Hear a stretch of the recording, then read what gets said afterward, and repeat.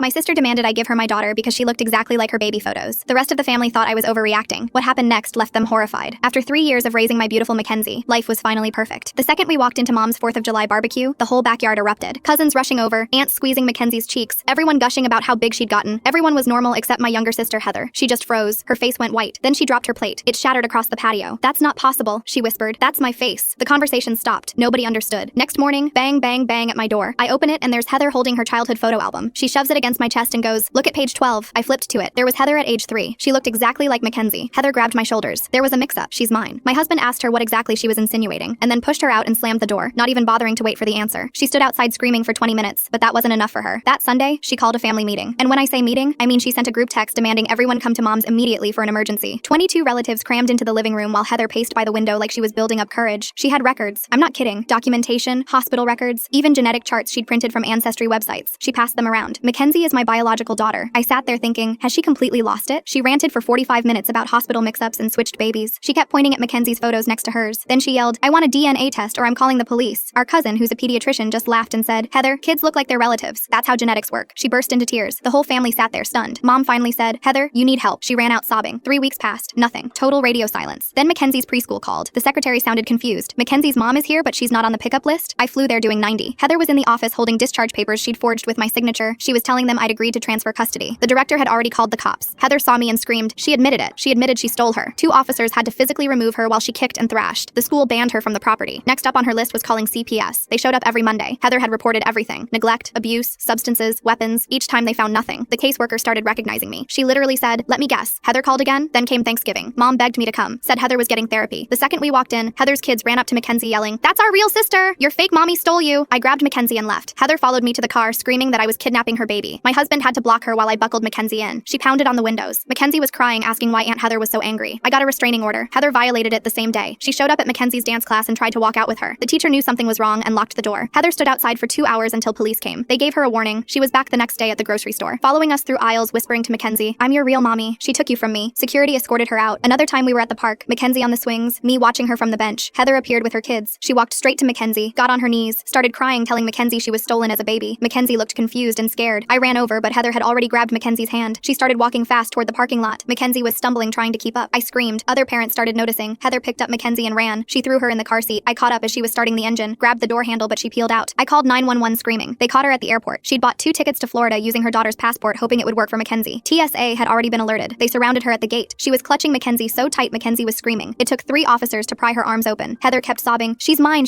please, she's mine." They put her in psychiatric hold and ordered long-term treatment. She lost custody of her own kids.